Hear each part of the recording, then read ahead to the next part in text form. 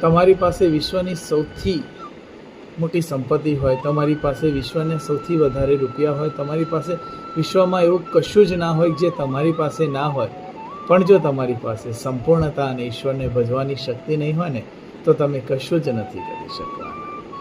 આ જે આપણી પાસે ધન સંપત્તિ સંપદા છે ને, તો ઈશ્વરે આપણને આપેલી છે.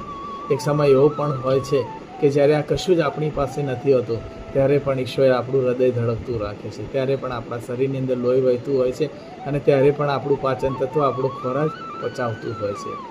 પૈસો આવી જાય છે એટલે માણસ બદલાઈ જાય છે, ઈશ્વર નથી બદલાતો. ઈશ્વરની ક્રિયાઓ તો એ જ રહે છે.